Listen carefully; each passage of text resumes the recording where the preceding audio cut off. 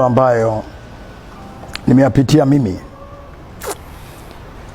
Kwanza, msikilizaji ambaye amekuwa akifuatilia simulizi hii,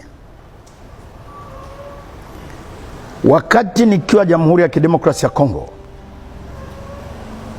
nimejibanza kwa mganga mmoja wa kienyeji nikijifanya nataka kujifunza masuala ya uganga. Lakini baadaye tukaondoka na huyo Papa Dilu Funguro. Nilisema mwanzo kwamba baada ya kufanya uhalifu nikiwa askari na nikatoroka jeshi, nilikimbilia Jamhuri ya Kidemokrasia ya Kongo,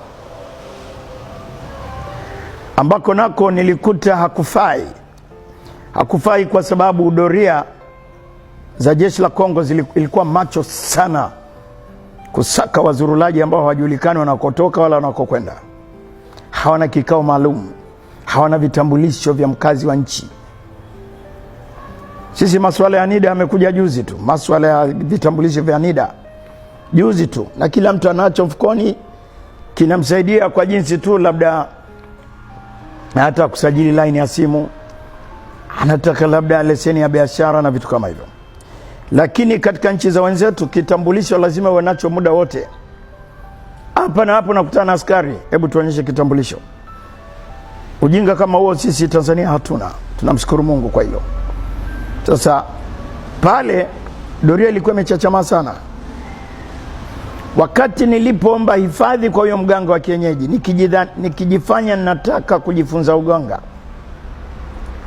mimi ndo nikawa houseboy. Sasa nakamata watu wanaodungwa, wanaochanjwa chale. Kuna wakati mganga na chanja chale kwa kisu badala ya wembe.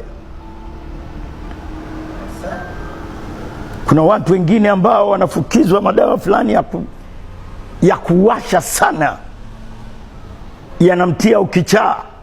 Sasa mimi ndo nakuwa na kazi ya kuwakamata wale. Nikimbana nimembana kwa kweli, ni kama klempo ikibana ubao.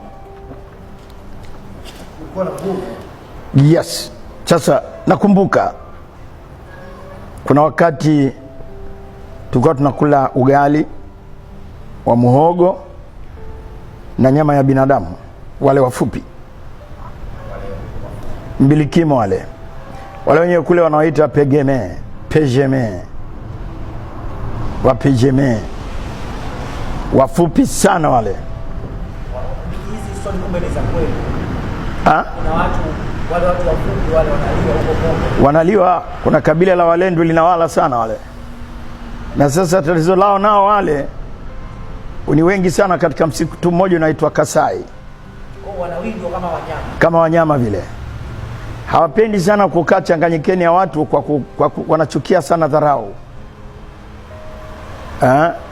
Yaani unapomnyali unamtazama alafu unabetua midomo kwa kumdharau, wanakasirika sana wale watu. Lakini ni jambo la ajabu, unakuta huyu ni mfupi na mke wake ni mfupi, lakini anazaa mtoto mrefu, alafu anakataa kuishi nao.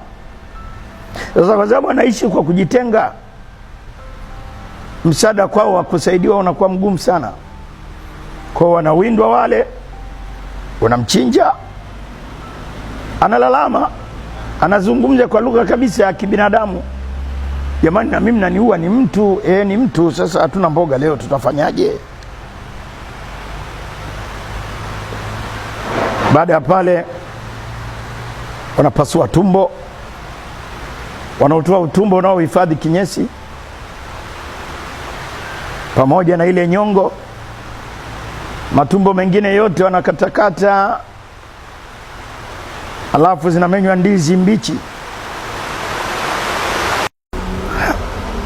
Basi kinachoendelea pale ni kwamba zinakatwa ndizi mbichi, zinawekwa ndani utumbo wa huyu mtu, utumbo wa huyu mbilikimo unakuwa nao vile vile umekatwa kwa ndani, ndizi zinachanganywa pale, baadaye lile utumbo analishona. Basi inawekwa katika sufuria, chini kuna migomba, juu kuna migomba, alafu juu kabisa kuna na mfuniko mzito ambao upitishe hewa. Basi wanaoka kama oven. Chini kuna mkaa wa moto, lakini sio moto uliopitiliza. Inakaa inakauka ndani kwa ndani, yani inajioka. Kwa hivyo ile nyama, ladha ya nyama ina